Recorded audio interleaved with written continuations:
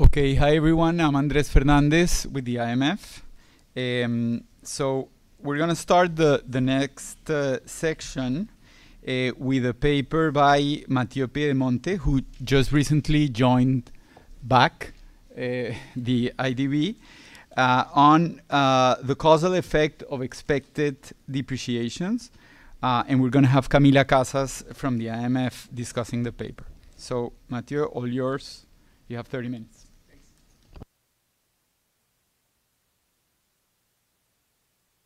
Elena Delgado, Juan Herreño, and Mark Hofstetter. And in this paper, we have an RCT, so we register it, and you can check it if we follow the plan. So I don't need to motivate for this audience that exchange rate is a crucial price for open economies, as basically they really can indirectly influence decisions of firms, household, fiscal, and monetary authorities. And in general, like kind of like as any other like price in macroeconomy, it's very hard to actually like measure how people like kind of like react to changes in this variable.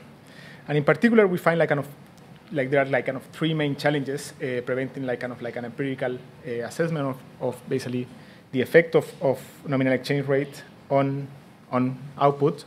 One is basically like the path of nominal exchange rate and almost certain fundamentals are correlated. So basically, usually when there is a depreciation, there is a policy like there might be a monetary expansion or like fiscal policies as well. Also, like there are not a lot of data available for expected exchange rate for decision makers. So we have some good financial instruments, like that's the one that basically some people explore in the morning. But actually, we don't know exactly how. In particular, what we're going to see in this paper, firms form expectations about this key variable.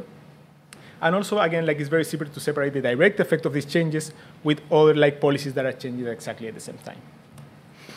So what we're going to do in our paper is a simple exercise that where we're first going to try to measure nominal exchange rate perception and expectations from a panel of firms of managers in small open economy.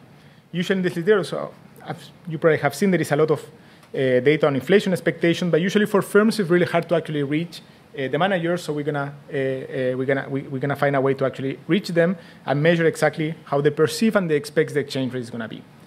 Then we're gonna conduct a randomized control trial, and a subsample of them we're gonna give them some information treatment and see how they change their expectation and how persistent is basically the change in their expectation with this information treatment and who gets it and who doesn't. And then after that, basically, we're gonna merge this survey with administrative data on firms. So this is gonna be data from outside of the survey to see basically if people that receive this information treatment reacted to the information or not. And then we're gonna compute what is the elasticity of the expected depreciation, in this case in particular, on import decisions. And more importantly, like just to fix ideas, this is gonna be in a way, it's a partial equilibrium elasticity. So we're going to give information to treatment, keeping the rest of the price in the economy constant. But basically, we're going to allow firms to have like their own mental models to basically how they are reacting to this information. So again, like kind of like there is of course large literature that have tried to estimate the effect of depreciations. I would say like in general, like kind of like there are more, but there are two sets of approaches in this literature. One, for example, is to look at large depreciation, let's say Mexico in 94, and see basically how more or less exposed firms or workers basically react to these changes. A second approach is basically looking at changes in regimes. So, for example, a paper with Bernardo Candia and Paul Buscasos has a similar paper, basically see what happened when the US left the gold standard, basically. And then like kind of like the US moved from a fixed exchange rate to basically to another value. This is a big depreciation. Again, let's see how more or less exposed firms react to these changes. One of the issues, I mean, like I think this approach is completely fine, but one of the issues that happened here is that many things are happening in the economy. So let's focus, for example, on what happened in the Great Depression. The US left the gold standard, there is the New Deal, there is a new president, there is many things that are going on at the same time, prices and changes in the economy. So actually this is kind of like an equilibrium, like kind of like an outcome of all these interactions that happen there. So actually, like assuming this kind of like more or less exposure might hide a little bit some effects there. And basically, we have to make strong assumptions to actually measure an effect from there. What we're going to do in this paper is something different. So actually, we're going to ask firms about their expected depreciation, future depreciation, or exchange rate. Actually, we're going to find that actually there are some disagreement about this effect. So we can treat with information single firms, and then they're going to change their expectations about the exchange rate. That's basically, again, like it's going to change their expected expectation because basically we are kind of like exploring this deviation from full information, but all the prices in the economy are staying the same. So actually, this is not like a huge policy that is happening, and then we can measure exactly how they react from this, and then maybe try to learn how firms interact with these expectations and what basically how we can improve our models with their decision making. In terms of literature, of course, like kind of like there is I'm just going to go very quickly, but there is a lot of work. I basically have focused on the indigeneity exchange rate and trying to find those effects. Again, we're going to focus on RCT. There's a huge literature on both in theory and empirics on basically on expectation formation, mostly focused on inflation expectations. And here our contribution is first to measure exchange rate expectation, and secondly, there are very few papers that I have actually been able to connect the survey with the actual data. So actually, like, for example, Covion-Gorenichenko and Ropele did it for Italian firms. Here we're going to do it in this other context. So actually, we can see if firms actually act upon this information. Camila, of course, for example, my Discussant, I have some paper about work on dominance and currency pricing. It's going to be relevant for the context of this paper. And also, we're going to speak a little bit on dynamic trade models and how basically firms like strategically act when there is a change in expectation. Usually these papers focus on changes in tariff. We focus on exchange rate. There is a variable that firms are constantly trying to predict that is changing all the time. Tariff now are changing more, but actually, in general, like there are like few events related to that. This paper is going to be in Colombia. So just to give you a little context, so basically it's an emerging economy with a floating exchange rate. It's an inflation targeting. The central bank does inflation targeting. And something that is important, again, like borrowing from Camila's work, 98% of exports are invoicing in US dollar. So actually, we're going to focus only in the exchange rate relative dollar to peso, and we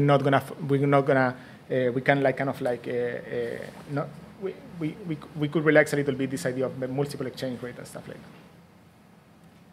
So let me go very quickly to the survey, randomization, and research design. So basically, the survey, we create a new measure of firmness inflation expectation, I believe, about the exchange rate and the CPI inflation. So basically, what we do is we partnered with Desarrollo, that they basically have been developing this kind of like leading business sentiment survey that is kind of like relatively well publicized in the country. So actually, they do a big effort to actually try to get information from their managers, and they have been like building this relationship across the time. So what we did there is basically first, like, we changed one simple question about inflation expectations, and then like after that, we added this this other exchange rate expectation, and also like kind of the experiment. This is roughly like 500 firms per month. It's an unbalanced panel, but we have a lot of kind of firms that continue like across months. This is a monthly surveys, and it's representative from the manufacturing and retail sector. So how we're gonna do the experiment first? This is pretty standard. First, we're gonna try to measure the prior information that they have. Of course, like kind of like in paper, basically just ask the same question, give some information, and ask the same question again. For practical reasons, it's hard to do it when you actually run a survey. When you ask the same question twice to the respondent, they think that basically this is a test of kind of like how consistent they are. They think that maybe there's a bug in the survey. So usually, what people in this literature have done is kind of ask an information that has some information about the prior of the firm, right? It doesn't have to be the same thing, but it has to be correlated with the actual information that you're trying to measure. And the objective of this question is not to actually basically to exactly measure basically your outcome. It's just like to have a proxy, basically a good control in a way to see what is the information that the firm has. So we're going to measure this prior information. It's going to be a proxy. Then we're going to give information treatment to a randomly selected group. We're going to give them public available information. We are not tricking them. We are not giving information that is not that is not true, but maybe they don't have for a reason, and we're going to measure that. Then we measure the effect on posteriors, and then we're going to use this variation for the treated group to actually estimate the effect using an instrumental variable approach on some decisions. And again, like the challenge is that not many surveys have this structure, and it's hard again to get these decision makers. So these are going to be the pre and post treatment questions. So we first go to the firm and ask them, again, like this is the proxy of the priorities. What do they think that the price of the exchange rate is going to be at the end of the month? Something that is also hard in this survey that usually you don't want to ask them something that they should know. This is not a test. So instead of asking them, we ask them, what do you think is the price that you think you can get at the end of this week, right? Like that we call like the nowcast of the exchange rate. And then we do something similar with the CPI inflation. How do you think it's going to be the CPI reading over the next 12 months? Here we're going to use CPI as a benchmark because there's a lot of work to that, so I can show you basically how that compared to other work. Then again, to some we're going to give the information treatment, and then we're going to ask them again, if you were to buy dollars in the financial sector in 12 months, what do you think? What is the price that you think you can buy exchange rate? Again, like in a year from now. And then for CPI, this is pretty standard. What do you think the inflation measured by the CPI is going to be over the next 12 months? This is just to show you how this data work. And like kind of like we have this benchmark first, for the CPI inflation, and we find some patterns that are pretty common in the surveys of firms across the world. So mainly what we find for the US, New Zealand, Germany, that is where we have good work. So first, there is a little bit of outward bias and a lot of disagreement about the expected inflation. So just to give you, so we started asking the CPI, the expected CPI in 2019. Again, we find this upward bias, and that basically actually was constant through the pandemic. Then in July 2021, when we started this experiment, we started asking about the perceived CPI. And as you can see, we find this basically coincide with when inflation started to increase. So actually, we find that there is an increase in expectations and in basically the perceived. And again, this is similar to what happened in the US. There is a little bit of like a delay on the reaction of firms. We didn't keep like kind of asking for that, but then but that's basically that's the effect that we find. When we look at the exchange rate, actually what we find is something first. I mean, maybe not surprising for people from developing countries, but actually like it's very striking. There is a lot of basically agreement in the nowcast of exchange rate. Actually, firms are very well informed, as you can see. It tracks pretty well the exchange rate across time. But when you look at the expected exchange rate, actually there is some disagreement about that. And that's exactly the information that we're going to explore here. And again, like the same thing that inflation, this coincides with kind of like an exchange rate that was relatively stable, and then this depreciation after inflation is starting to increase. This is just to give you like a sense of the data. So basically, again, when we look at the inflation expectations here, basically we find that firms are 8 to 9 times more disagreeable. There is more dispersion in terms of inflation expectation. This is basically the same number that Link, Feinroth, and Wolf are find for German data, very similar to what Kovir and Gorenchenko and Kumar find in New Zealand, a little bit less than basically what the SOFI survey of the Clear and Fed find for US firms. In terms of exchange rate, actually, we find much more agreement compared to professional forecaster. Actually, like here, the standard deviation is something like 3 times higher, so basically there is less disagreement. And the firm, we find this upward bias, and again, as inflation and exchange rate tended to depreciate in the future, it happened that actually like the forecast error of this firm as inflation was lower than professional forecaster. This is for a small sample. That doesn't mean that actually we think that firms are better at professional forecaster. This is just for this period of time. So then, basically, again, we're going to randomize the effect on treatment and control. We're going to do a stratified randomization, in particular between sector and between exporters. So actually, we're going to show you some heterogeneous effect. You can kind of like relate that actually like we are balanced in this pattern. We're going to have elicit perception and forecast, and then we're going to look at the effect of the information treatment. In terms of the treatment information, this is the treatment information that we're going to give them. So basically, in the appendix of the central bank report, there are some forecasts from a survey of professional forecaster that is conducted by the central bank.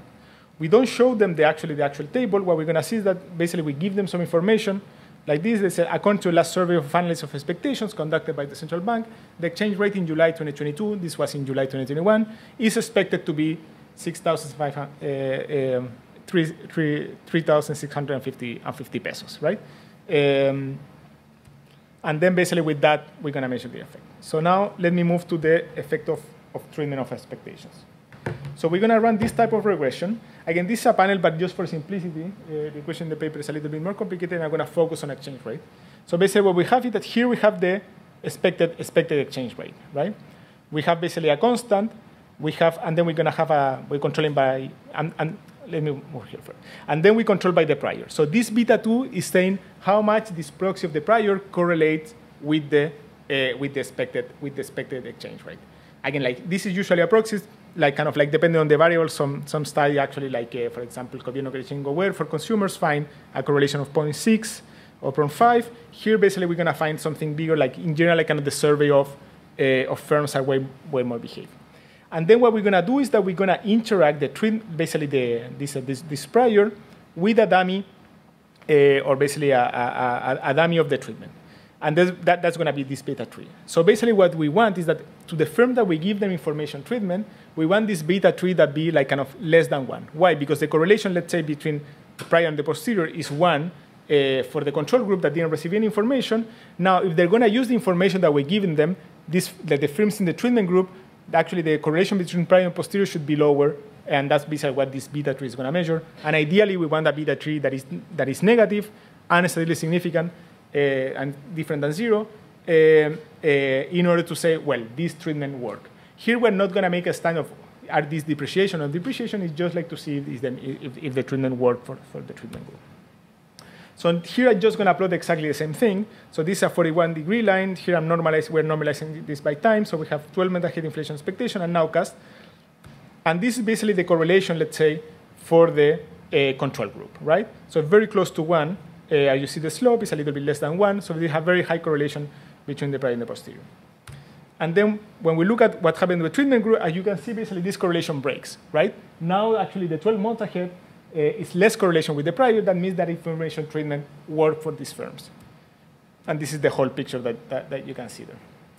This is more formally, again, this is what happened in the table. Here we use OLS and Uber regression. Basically, Uber regression is very used in this literature because, especially for consumers, they are very, like, kind of, again, like answers are very volatile. In this case, so this basically Uber regression, what it does, kind of like it lowers the influence of outliers. In this case, actually, like again, like these answers are very well behaved. So actually, Uber and OLS does basically the same. And we find that again, like the correlation between the nowcast and the forecast is close to 1 for firms in the control group.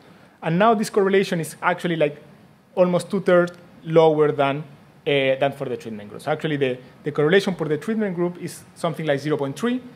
So actually, this means that again, like the only difference between firms in the treatment and the control group is the information treatment that we give them. So actually, that means that they're using the information to forecast the exchange rate compared to the control group. We also like run some heterogeneous effects. So this is the coefficient, again, the minus 0.6 that you find here. I'm just interacting here the beta 3. This is for retail and manufacturing good. And then we find that actually for exporters firm, we can check whether they're exported or not. Actually, this coefficient is 0. Why is this? Basically, well, if you think about a Russian attention model, that the model we saw before lunch, basically, exporter firms usually have a lot on stake, like with the exchange rate. Maybe they know the information. Maybe they have a more complex model than this. Basically, they don't adopt this information that much. So because of that, this beta 3 for them is 0. This is important because that means that our treatment is not going to be very effective to change their expectation. That means that whatever we do, like in terms of try to use this instrument, this variation as an instrument to measure an output, is not going to work for exporters. But when we look at non-exporters, actually this coefficient is huge, and actually that's the variation that we're going to use. Also, we can estimate dynamics effects. So again, this is a panel structure. So what we can do is ask what happened 1 month after, 2 months after, and then so on. And this is basically the exact same regression that I showed you before, and this is basically what happened for the control group. Remember, this is the 0.9 something that I showed you before for the control group. And what we do is that we see how the prior that the firm had at the beginning of the survey correlate with the forecast that they made at the same month, 1 month ahead, 2 months ahead, 3 months ahead, right? And we can see that actually, again, like at the beginning, 0.9. After a month, they have some persistence, 0.6. After 2 months, basically, actually, this correlation is 0.2. And after 3 months, actually, there is no there is not like a statistically significant effect. This is what happened with the control group, right? This is the 0.3 that I told you before, the 9 minus 0.6. Actually, this correlation breaks a lot here, but actually we can think that this difference is actually like still statistically different after 1 month, barely here after 2 months, and after 3 months we cannot say anything. So this means that we can say that this treatment is at least effective up to 2 months. Sorry. Then maybe like this information still stick in these firms. We cannot measure it just because actually like we lose this correlation for the treatment group, but at least we can say, okay, like people in the treatment group receive this information for a couple of periods of time. We can do exactly the same thing with the nowcast, 1 month, 2 months, 3 months, and actually 4 months. And we can see actually in the case of the nowcast, we can measure a little bit for a little bit longer period, because actually like the control group has a correlation that it's a little bit stronger than than the one of the control group. And again, like what we see is that the effect actually after 1 month, the correlation of the nowcast of the firms 1 month after compared to the nowcast that they made like the month before is 0, basically, and stays actually equal to 0 up to 4 months. But for the control group that they didn't receive something, that they have some persistence in the nowcast, that actually breaks after 4 months, and that's actually like what we measure here. So then we're going to turn to firms' decisions. So now we have this variation, as I told you, that basically we find that firms actually like change their expectation with the treatment group, that this effect actually is mostly for non-exporter firms, and we know that this effect is persistent. So actually, this information stick in the manager's mind for a period of time. So what we're going to do here is actually we're going to try to measure the elasticity of current import and export to expected depreciation. So what we do is that we have a firm identifier from the survey, and also we have like public information on firms' export and imports for this period of time. So what we're going to do, like we're going to merge the survey with this administrative data. And again, like just want to highlight this information is not coming from the survey. It's not like self-reported or anything like that. This information from is administrative survey. And what we're going to do is that we're going to take the amount of imports of the firms and export of the firms 1 year before the treatment and then 1 year after the treatment, and compare basically both informations.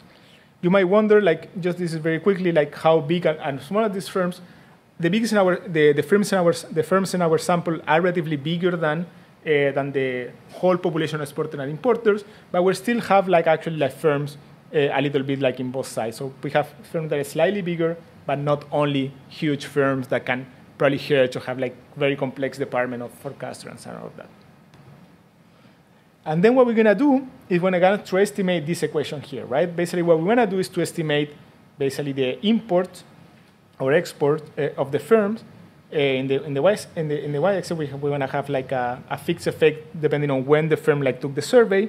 We're going to control by the level of import that the firm has the year before, and we want to estimate this gamma, that is basically the elasticity of a depreciation on the output.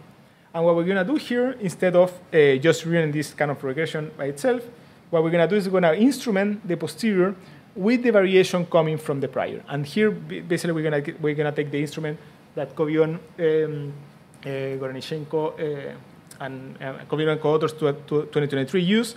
Is basically use the variation from the prior of the induced by the treatment. So it's going to be only the variation for the control group compared to the treatment, and that's the information that we're going to use as an instrument. Again, like the treatment is exogenous, so only that group of firms are going to find this information.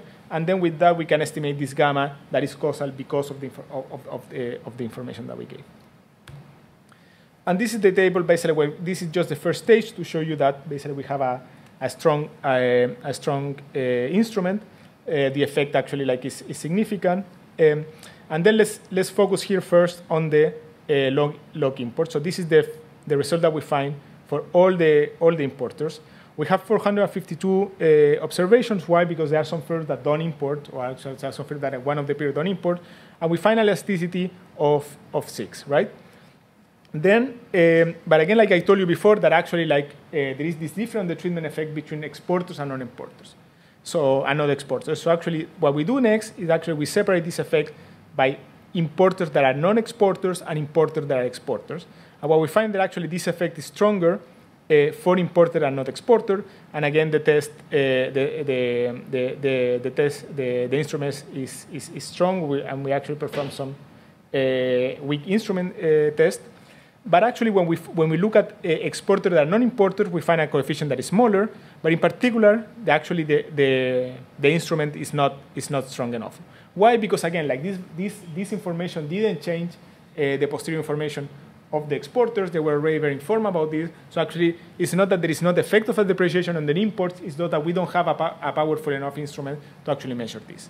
And when we look at export, actually, we find exactly the same thing. We find a coefficient that is big but very noisy. That's because basically our instrument is not powerful enough.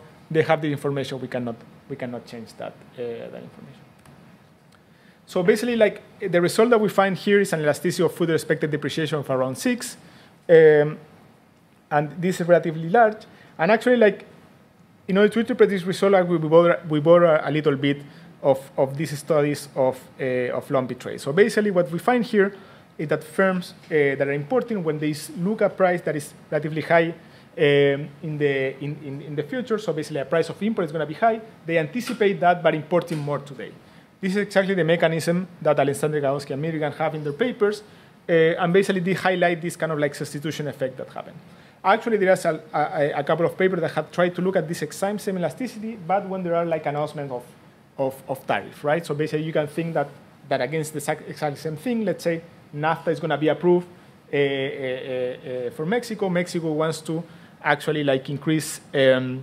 They want to import, but you know that actually the price of the import is going to go down because this tariff. They estimate this basically like import elasticity, and they find an import elasticity to tariff that is the same, that is basically the same. So basically, this highlight in this context the exact idea of basically when we have like infrequent imports that you can store, actually you have this strategic behavior, and it seems that is in our case, Colombian firms actually act upon this information in this exact same way, with the difference again that actually like forecasting exchange rate is something that you have to do every day.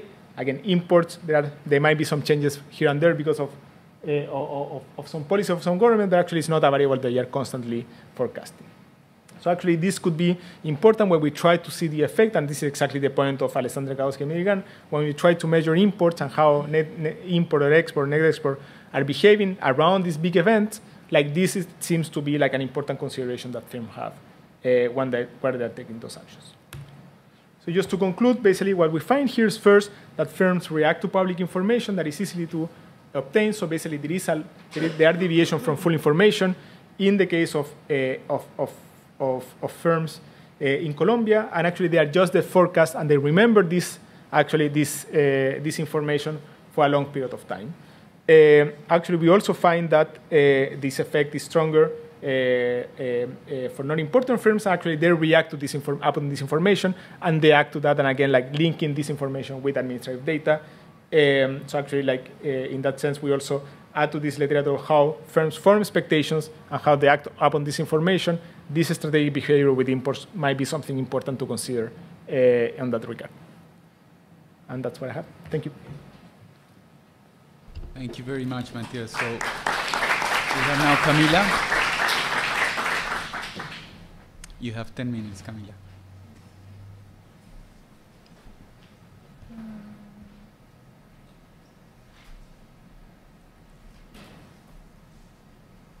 Okay. Well, hello, everybody. Thanks, Mathieu, for a great presentation. As usual, the disclaimer applies. These are my views, not those of the fund management board or anybody else in there. So let me start with an overview of the paper. What this paper does is analyzing the link between expected currency movements and trade outcomes. And then I'm keeping it broadly general currency movements because they don't only look at exchange rates, but also CPI within the country. And then using the encuesta de opinión empresarial, this survey that Mathieu was talking about, they first look at the entrepreneurs, for a better word, current perceptions and 1-year forecasts for both inflations and exchange rates. And I want to highlight that the nice feature about using the survey is the people who usually respond to it are the ones who are actually making the choices. These are CEOs, COOs, like people in charge, so not just a random accountant in the firm. So that's a very nice feature of using this survey. Then they introduced their experiment to generate these exogenous variations in forecasts. And then once we have these, they have these exogenous shifters, they use them to estimate the elasticity of mostly imports. And then a very nice thing about using expectations rather than contemporary shocks, big shocks, or regime changes, or mixing countries, is that you have a very nice and clean shock that you can isolate from other general effects of currency movements, right? So you're not going to be mixing these with policy responses, currency crisis, credit crunches, anything else that you could also see at the same time when you have a big currency movement. And then the way I see their main findings is that information treatment weakens the link between current projections and forecasts, but only for some firms. And then that changes in the valuation of the peso have a significant impact on imports.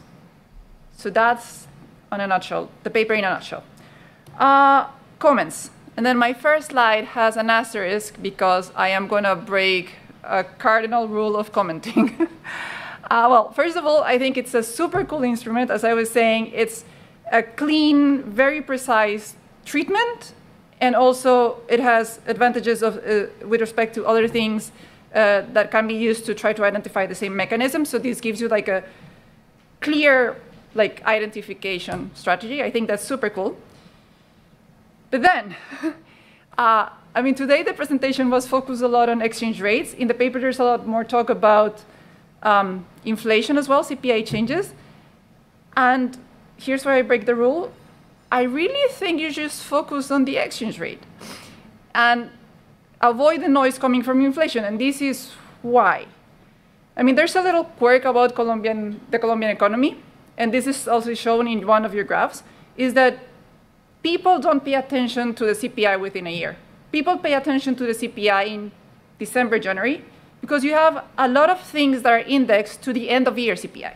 So even if I don't know, I have a rental contract and I have to adjust the price in, say, June, it will still be adjusted with the end of year CPI. So when you have something that is going over through the whole year, I'm not surprised that people, even if they're super informed, they weren't picking up the inflation that was starting to tick up in July. Nobody's paying attention to the CPI back then. So with that in mind, I would suggest to reduce the noise coming from the inflation part and focus on the exchange rate.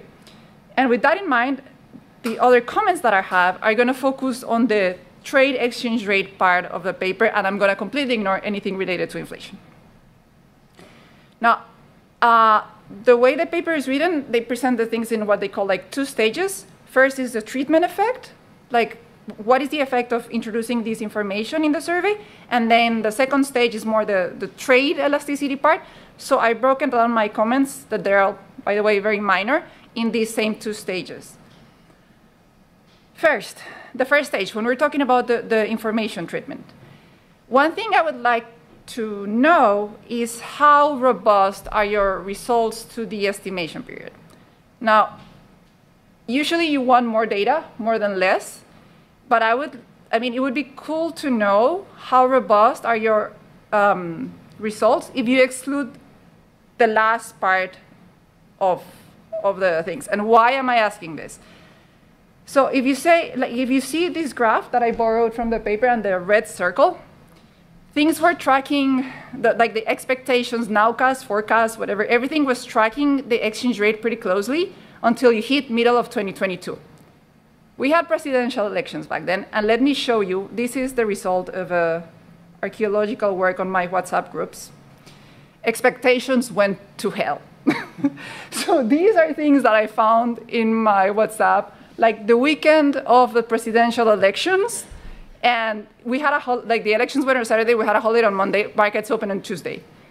Everybody was oh, the exchange rate jumped 30%. People were talking about hyperinflation for the first time ever. Like these, I mean, a little bit of an overreaction, one could think, but since expectations play a big role in for your analysis, and these were a little bit unhinged for a little while, it would be cool to know what happened if you stopped a little bit earlier and exclude this period of crazy expectations from your estimations.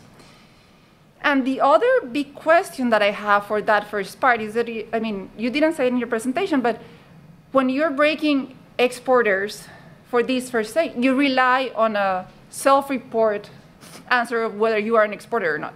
But then you also have the customs administrative data, so you know for a fact who's an exporter. And something that I think could be also very informative in this part, you know for a fact who's an importer, right? So it would, just like you're breaking the effect of the treatment between exporters and non-exporters, given that most of your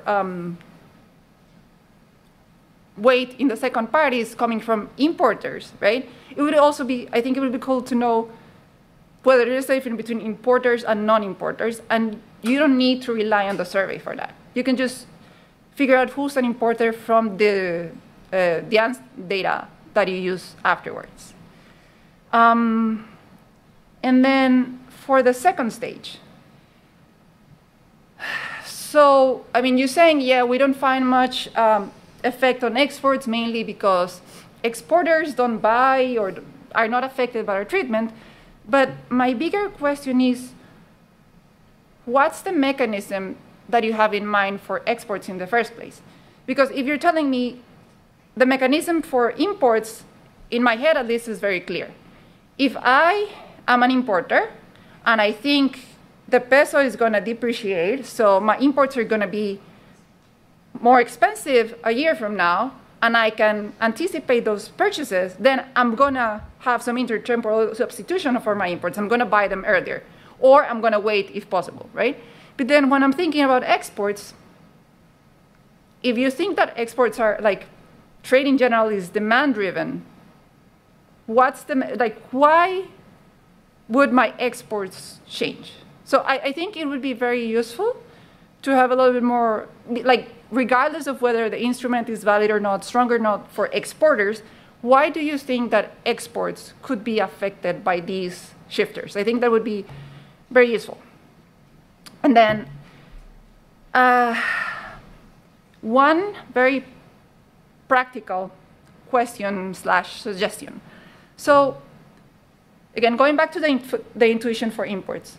So you think that if I think that 1 year from now, imports are going to be more expensive, then I try to bring them, like to buy things earlier, right? But then if I understood the equations in the paper correctly, you're aggregating trade over 12 months. And I mean, you need to do this because trade is lumpy, right? Like, no firm, I mean, from my own work with that data, I know that no firm or very few firms report every month, right? So you want to have some aggregation over time so you don't have a bunch of zeros and lumpy behavior. But then my concern is that when you aggregate over 12 months, are you shooting yourself on the foot? Because if I'm thinking that you're going to bring your imports from 1 year from now ahead, and instead bring them forward and buy things today or tomorrow, but then you aggregate over 12 years, then are you losing that intertemporal thing that is precisely what you're willing to capture? So, I mean, I don't know if this is going to work for the subsample that you have in the Desarrollo survey, but from my experience, when you look at the broad set of firms in the trade data, aggregating to quarterly data, like it's enough. You're going to lose some firms, but for most firms, you do have like positive trade values when you look at quarters rather than a whole year. And that may help you identify this intertemporal thing a little bit better.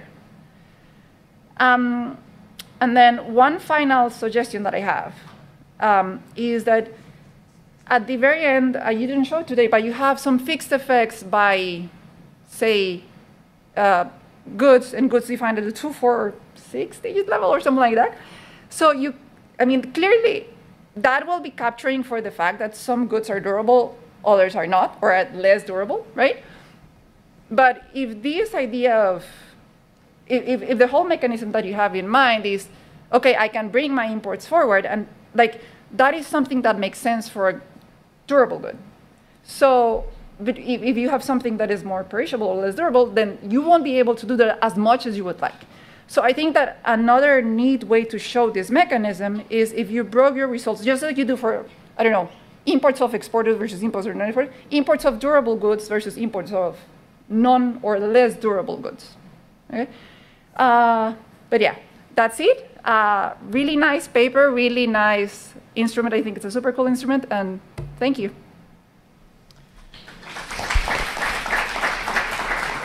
Thank you so much, Camila. Being also from Colombia, I remember getting those things in my WhatsApp feed as well. A great selection.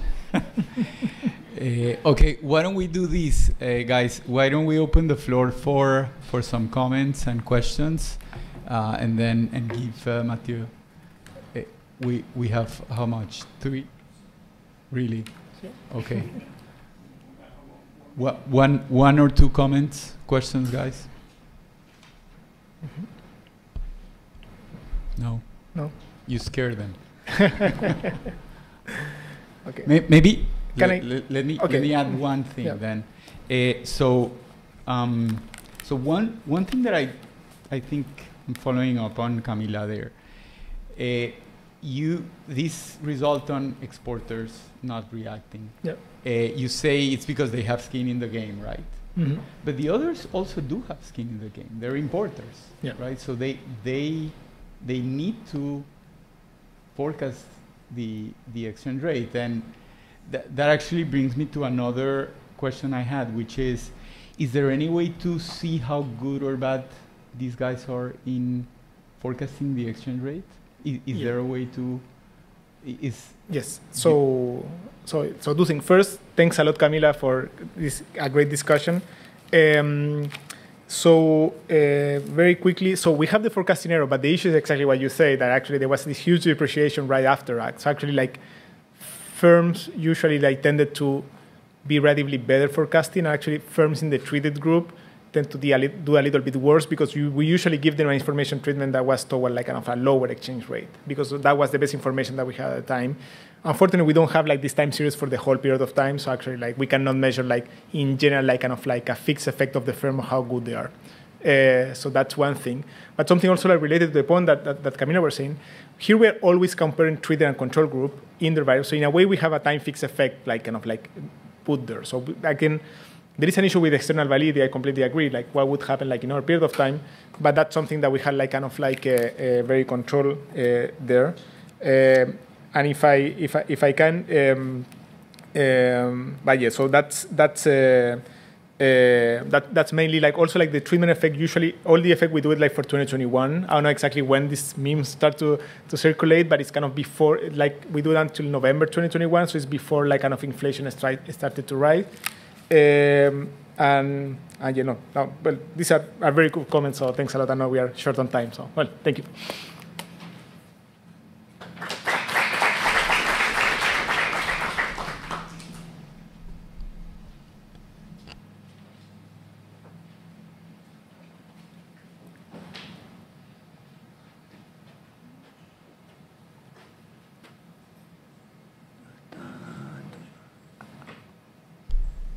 Good afternoon, everyone, and those joining online. I'm Dario Tortarolo. I work here in DEC RGE, and we are delighted now to have Pablo Hernando Kaminsky from IFC presenting Crowding Out and Banking Crisis, followed by a discussion by Michelle Dayton. You have 30 minutes and then 10 minutes discussion. Right. Thank you, Dario. And thanks, Sergio and Tomas, for inviting me today to present my paper. As many have already expressed, these findings and conclusions don't reflect the World Bank. And I'll be presenting my paper, Crowding Out on Banking Crisis.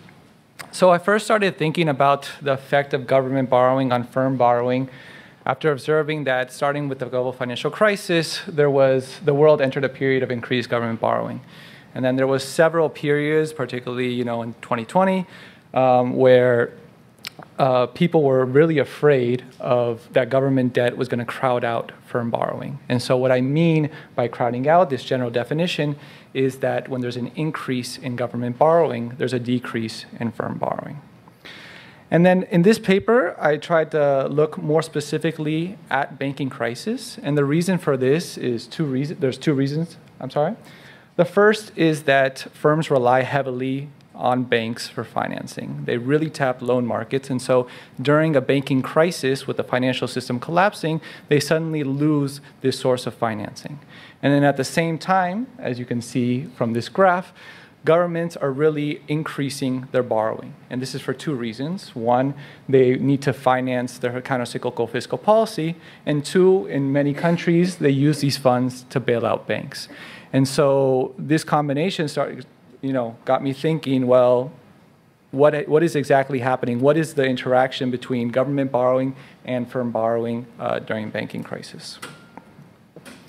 So why is crowding out important? So there's two main reasons. So the first is if government issuance crowds out firm issuance, it's going to lead to less firm investment, and that can hinder economic growth. And then the second, looking particular at crisis periods, firms may simply need to borrow to keep operating. Of course, we saw that with COVID. We see that during banking crisis.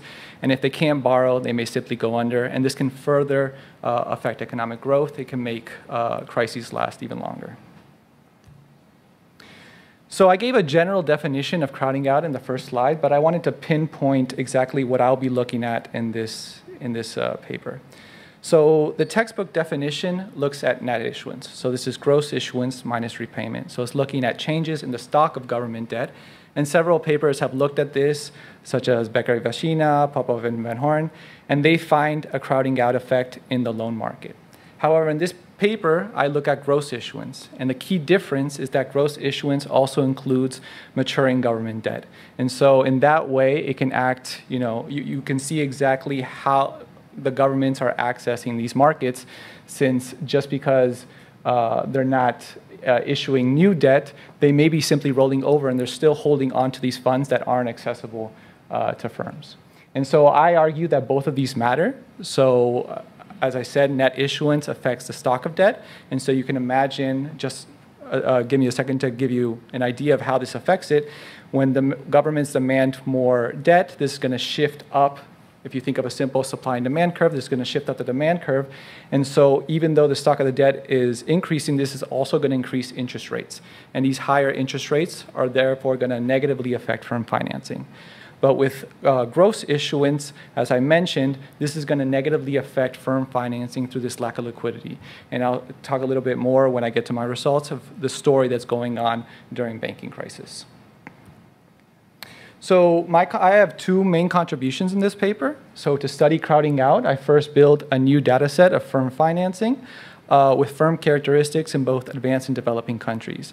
And this allows me to examine this crowding out effect during banking crisis in 4 distinct credit markets.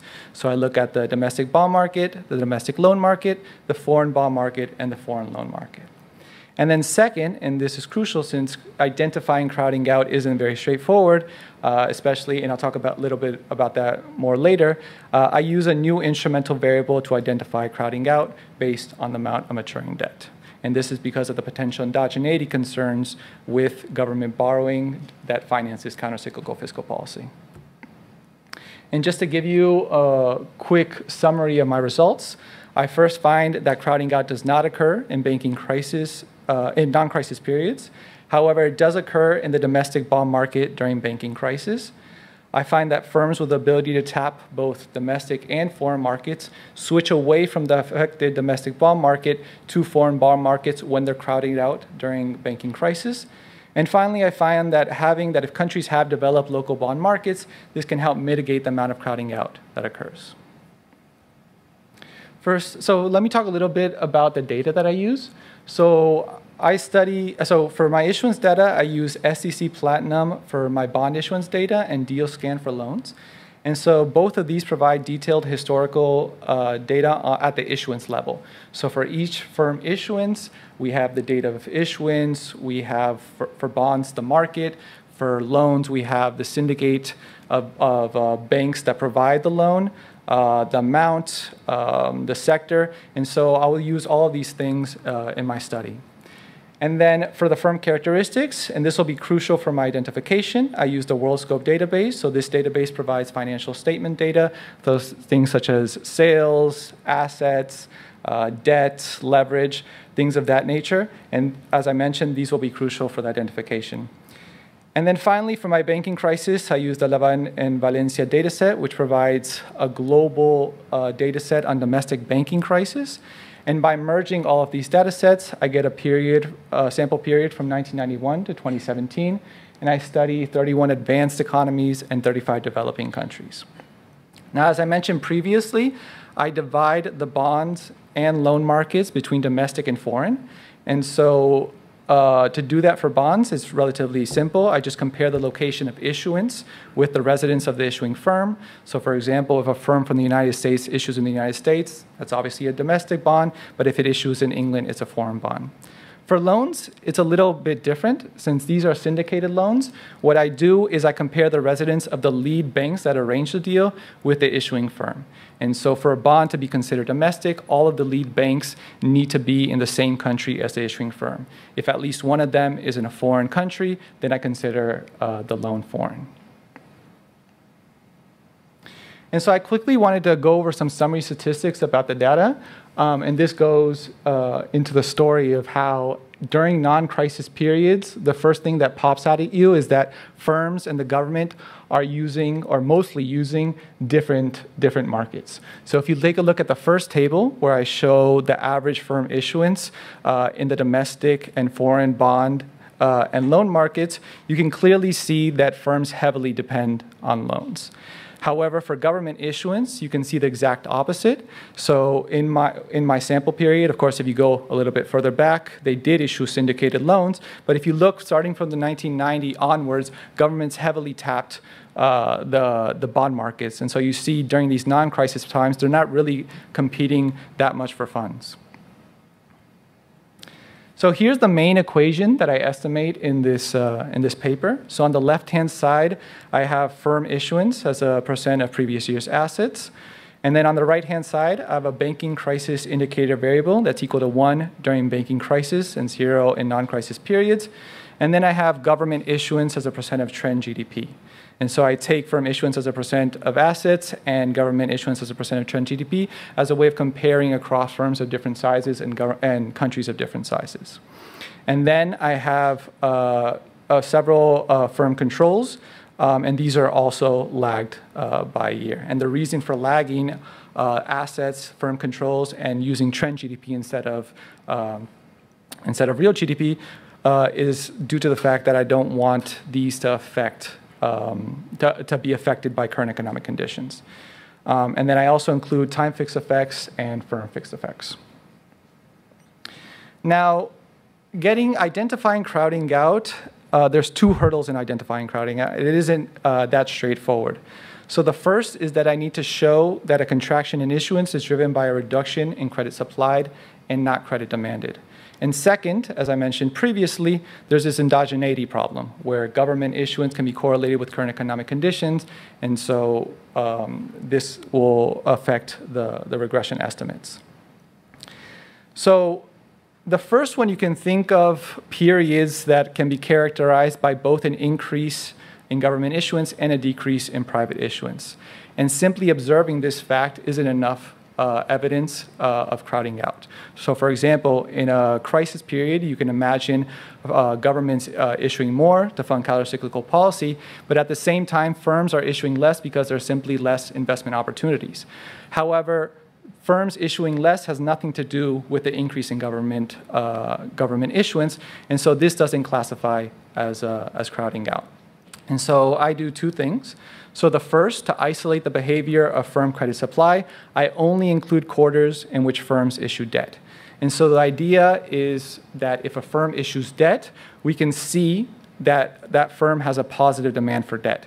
And so changes in the amount of issuance are informative about the supply of credit. Now, you may be thinking there's two things that there might be a problem with this. So the first is that there may be firms that are completely crowded out.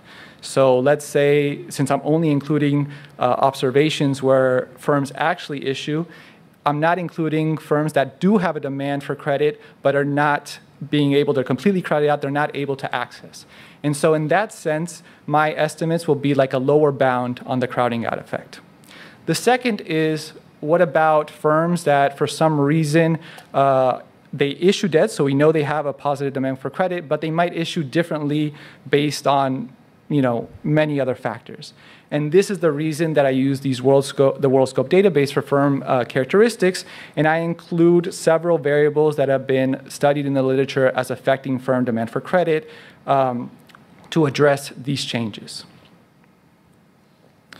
Going on to the exogenity problem, as I mentioned before, governments may issue during crisis to stabilize the financial system, and so clearly they're not exogenous. Government issuance is not exogenous. And so the instrument that I use is the amount of maturing debt. And so I hope to convince you that not only is the amount of maturing debt exogenous, and I argue this because this variable is the outcome of choices made years ago by previous governments, but that it's also a large determinant of new debt issuance. And so just to convince you a little bit of that, here I show two tables, two correlation tables. The top one shows the correlation between my instrument and the cyclical component of GDP, and the lower table shows the correlation between maturing government bond debt with government bond issuance. And so you can see in the first table that in neither market is my instrument correlated with the cyclical component of GDP. However, in the second table, you can see that for both markets, the domestic and foreign market, you can see that they are positively and highly correlated with new government issuance. And then this next slide shows the exact same thing for loans. So on the top, we can see that my instrument is not correlated with the cyclical component of GDP, but it is relevant because it is positively and statistically significantly correlated with new issuance. And so here are the main results from my paper. So there's going to be 3 in this table, and then I'll go through the whole story of what's going on. So the crucial thing to look at initially is what goes on in non-crisis periods. And so if you look specifically at the first and third column, where I'm looking at the domestic bond market in the first column and the domestic loan market in the third column, you can see that in non-crisis periods, there's actually a positive effect of government issuance on firm issuance. I should note that given that the government rarely uses syndicated loans, that these effects are pretty small, but it's still there. There isn't a negative effect. So you can consider this either 0 or very small, positively small. However, when a banking crisis hits, as one would expect, you have the banking system that's collapsing. And so in column 3, you can clearly see that firms suddenly lose this source of financing. So syndicated loan financing drops drastically. But what's happening, if you take a look at the first column, is that there's this switching, and this result mirrors some other papers by Sergio, where there's this switching during banking crisis from the loan market to the bond market. However, if you take a look at the interaction between banking crisis and domestic government bond issuance, you actually see this negative effect. And this is what I'm calling the crowding out effect of gross issuance, where during a banking crisis, you have this influx of firms in search of new sources of financing, and they now have to compete with the government in the domestic bond market. And just to give you an idea of the size, a 1 standard deviation in government issuance decreases private issuance by around 1.18 percentage points, which is about a 35% decrease from a non-crisis period mean. So a pretty large effect. But so these are just the OLS estimates, but just to confirm, I present my, to confirm the effects, I present my instrumental variable estimates. So again, we see the same story during non-crisis periods. In the domestic bond and loan market, we see this positive effect. of government issuance on firm issuance. We then see this switching from the domestic loan market to the domestic bond market. And finally, this crowding out effect, where during banking crisis, there is this rush of firms trying to find other sources of finance, and then they have to compete with the government in the domestic bond market. And just to convince you a little bit more of the strength of my instrumental variable, I show the F statistic for weak instruments. Usually the rule of thumb is 10, and you can see that in the first and third column where this story is taking place, my instruments appears to be pretty strong. So after observing this crowding out, my next thought was, well, is there any way or any type of firm that can escape this? And so what I looked at is whether firms that have access to foreign markets, whether they switch away from the affected domestic bond market to foreign bond markets. And just to be clear, not every firm has access to foreign bond markets. And so the way I classify a firm as having access is that as soon as they issue either a bond or a loan in a foreign market, that's when they start having access to foreign markets. And so what I do is I estimate a discrete choice model of firms' market decisions, and this allows me to examine the effect of domestic and foreign government issuance on this choice between domestic and foreign markets for both bonds and loans. So this is the equation that I estimate, which is pretty similar to the previous one on the right-hand side. However, on the left-hand side, what I now have is this domestic market indicator variable that equals 1 if a firm is issuing in the domestic market and 0 otherwise. And just so you get an idea of how to interpret the coefficients, the way I define this variable means that if there's a positive coefficient, firms are more likely to issue in the domestic market relative to the foreign market, and if it's negative, the reverse. Firms are more likely to issue in foreign markets versus domestic. And so from here, I just wanted to show 2 results. So the first, and both of these are consistent with the previous results. So first, during non-crisis periods, you actually see that an increase in domestic government bond issuance and domestic loan issuance actually increases the likelihood that firms that have access to both domestic and foreign markets actually issue in the domestic market. So that confirms, that slight, if you will, crowding in result. However, if you take a look at that first column again, and again, that interaction between banking crisis and domestic government bond issuance, you now see that firms that have access to these foreign markets are in some way able to escape the crowding out that occurs in the domestic bond market by switching away from the affected market to the foreign market. And finally, well, it's good for those firms that have access to foreign markets, but what about the rest? And so I wanted to take a look at whether having developed domestic bond markets help mitigate this crowding out. So we already know that, there's a big push to have these bond markets developed because, especially in emerging economies, we see that there's a risk of exchange rate risk because they borrow in foreign currencies, and also the risk of sudden stops if there's sudden movements in foreign capital flows. And so I wish to add to this literature by saying, okay, they do that, but can they also help these firms that during banking crisis might not have other sources of financing? Now, to divide countries between having developed and non-developed domestic bond markets, what I use is the stock of bond debt as a percent of GDP. So the rest of the paper, I'm just looking at gross issuance. However, gross issuance is pretty volatile, and so that is the reason that I use the stock, which gives me an accurate sense of how large domestic bond markets are in a particular time. And what I do is I split countries with the threshold, with the median across countries in time as the threshold, which is 51.66%. And just to be clear, this classification changes depending on how big the stock of debt is in a particular country at a particular time. So a country can start off as having undeveloped domestic bond markets, but if they suddenly develop these, obviously they will then be classified as having developed domestic bond markets.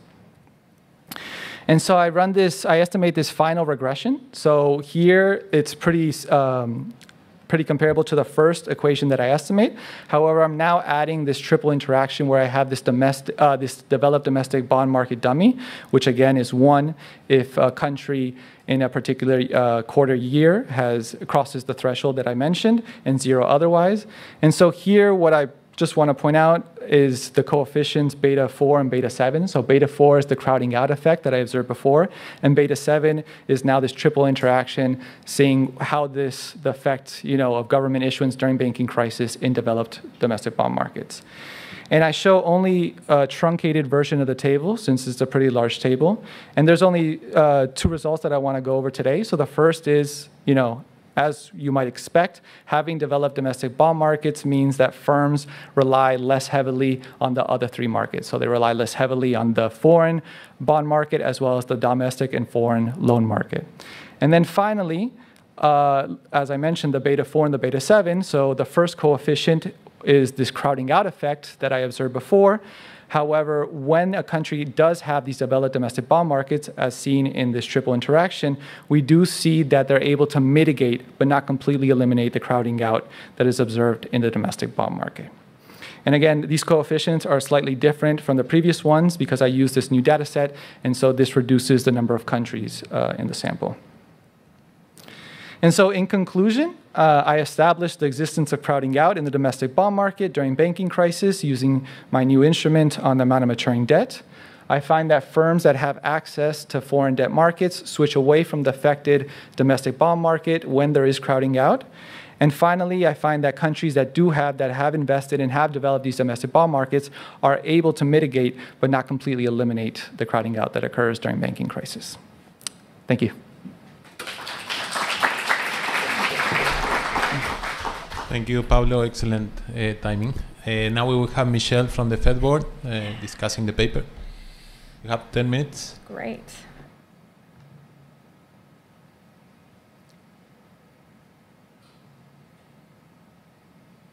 Oh, okay. All right. Thank you very much for inviting me to discuss this paper. First, the standard disclaimer applies. These are my opinions. But one of my opinions is that I think this might be the coolest room that I've ever done a discussion in. And you can all vote yes if you agree with me. Just kidding. Don't press those buttons. I'm not sure what they do. Paper in one slide, how I would characterize it. Pablo takes bond and loan issuance for governments and non-financial corporations from 66 countries, both advanced and developing, over a period of 16 years, and finds that during domestic banking crises, domestic bank lending contracts, plus domestic bond issuance increases. Both of these factors combined reduces funds available for firms. Effectively, they're crowded out from the bond market, and the banks don't want to lend to them. So the big takeaway is that firms lose access to domestic credit. Firms with access to foreign credit markets switch somewhat. They don't fully make up for it, but they can somewhat do that. And Pablo uses this cool instrumental variable approach for government issuance, looking at the amount of government bonds that are maturing during this banking crisis. The other findings is that crowding out, this effect is unique to unique to banking crises. He finds a positive effect or a crowding in effect in non-crisis times, and that more developed domestic bond markets mitigate but does not fully eliminate this effect. So I think, first of all, I think this is a really interesting paper. I learned a lot reading it. I think the contribution in my mind, so previous literature has shown that during deteriorating conditions in banking markets, firms that issue new debt, so conditional on issuing new debt, are more likely to do so via bonds. And this makes sense. It's kind of consistent with a lack of bank credit available. Furthermore, there's this long literature, a lot of different ways people have looked at how government issuance in general crowds out firm issuance because there's a limited supply of capital available. I think the key insight on this paper that I think is really cool is that this crowding out effect does not occur in normal times. In fact, it's a positive effect. There's a benefit to firms when their government issues more debt. So I think that's a really cool finding, and I'm going to press the author to look more into that. And it acts because it only happens during periods of banking stress, it acts as a counterforce for firms' ability to switch. So this original finding that firms do switch from loans to bonds during crisis. So I'm going to talk about 3 comments. The first is the difference between economic downturns versus pure banking crises. I'll talk about a couple of empirical considerations. Some are less fair than others, but I think most of my recommendation is just to acknowledge some of these issues. And then two things that I was hoping to see in the paper that I didn't. I'll end with that. So the first is about economic downturns versus pure banking crises. And so what I have in mind with the banking crises is, let's say, like SVB, for example, where, a bank went under, there was a little bit of turmoil, but really there was nothing much else happening economically. There was no recession. That's what I have in mind when I'm thinking of a pure banking crisis. Versus an economic downturn. So during an economic downturn, I think the biggest thing that I have in mind is that firm demand for capital should also decrease during an economic downturn because investment opportunities are not as plentiful or don't look as good. Firms are going bankrupt, that sort of thing. So I just think there's a general contraction in demand for capital. And then also a decline in the supply, both of loans, because banks become more risk averse. They might have more non-performing loans, that sort of thing that eat at their capital, and the investor supply of bond capital. I think bond investors also become more cautious during these times. The actual effect of these two forces depends on the relative size of these contractions. And so what I did is I just quickly took these from a couple of papers. On the left, it shows the aggregate loan share, what happens in the time series for public firms in the US. And then on the right is for the Euro area. And I looked at what happened during economic downturns. Oh, and on the right, sorry, that's bond share. So these scales are reversed. This is the share of loans divided by total debt, whereas this is bonds divided by total debt. But what you see is both in the US, the share of loans increases during economic downturns, both the early 90s recession and then the global financial crisis. Similarly, in the global financial crisis in the Euro area, the share of bonds decreases. So by design, loans are increasing, and a little bit less obvious, but there's definitely a flattening during the European sovereign debt crisis. So what is explaining this shift in aggregate total debt from bonds to loans during economic downturns? Well, I mean, the first one that could explain it is that new credit is more likely to come from loans than bonds, but I think the previous literature doesn't show that necessarily. It could be that the firms that exit the sample, the ones that go bankrupt or acquired, have more bonds than loans. I'm not sure if that's enough. It could be that firms are letting bonds expire and or draw on revolving credit facilities, so they're switching their internal composition of debt. But to me, none of these clearly explain the aggregate pattern, especially compared to the firm level evidence.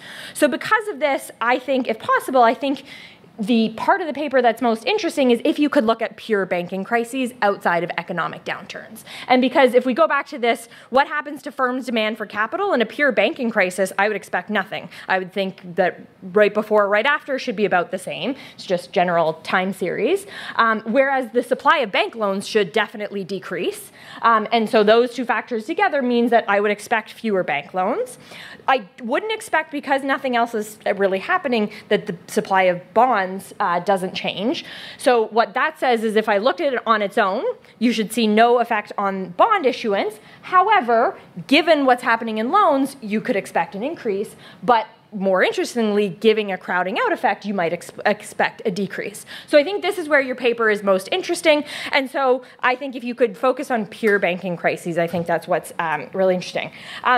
A cleaner supply versus demand story. And then what's interesting is I think for the GFC, which you have in your sample, I think if all firms are impacted by the GFC, because you have year-quarter fixed effects, you actually might be absorbing that away anyways, and so it's not in your results. But it depends, I guess, on if the GFC is defined the same for all countries in your sample.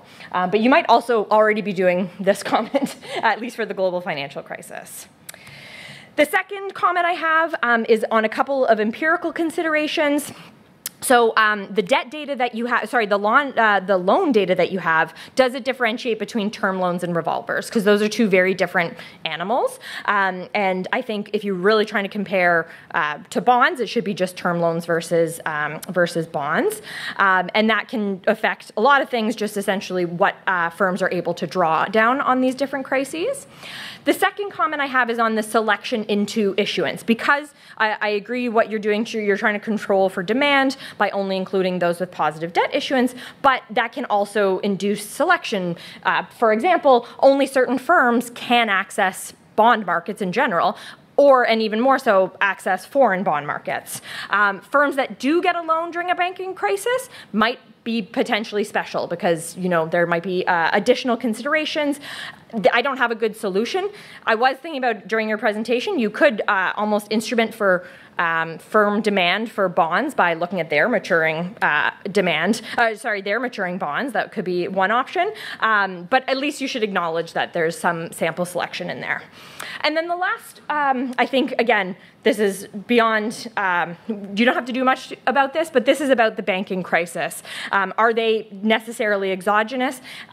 Just a discussion is warranted. The one kind of situation I had in mind is, what if banks were holding a lot of government bonds and the government started doing poorly? Could that have impact their capital ratios, that sort of thing? So just a discussion on banking crises being exogenous.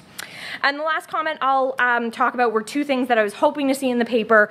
The first is real effects. And your beginning slide 4, you mentioned, why crowding out is important. It's exactly what I have here. So essentially, what happens to firms that are crowded out? Do they experience investment declines? That's one. Or are they less likely to survive after so many years? So almost a hazard regression to see if you could somehow identify the firms that are impacted the most by this. And then the last thing, I would just implore you to look up at the channel.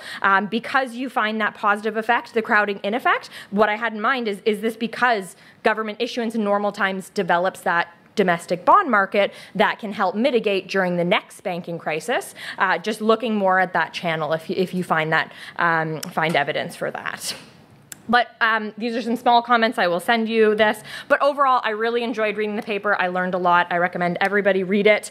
And yeah, just focusing, I think, on that key insight and some additional things you can glean from that. And thank you very much for the opportunity to discuss. I appreciate it.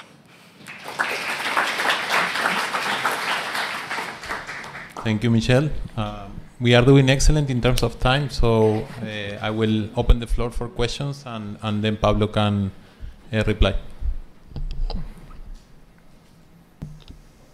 Andres?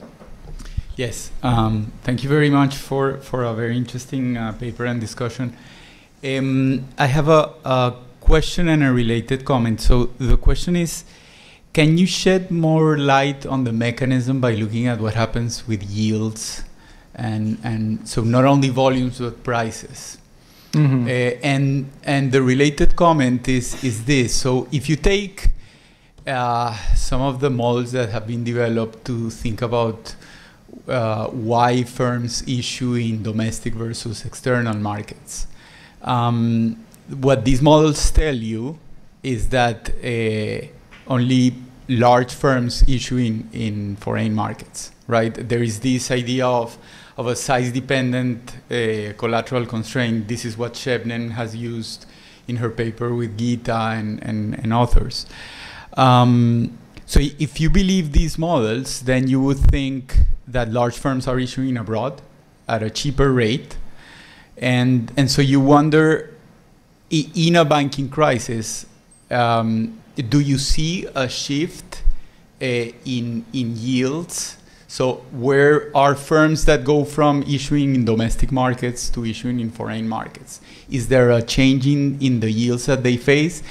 And maybe this would challenge the conventional view, because to begin with, why are they issuing in domestic markets to begin with? Why don't you see them already issuing in foreign markets, right? So that would be one motivation to why look at yields to complement this mechanism. Thank you.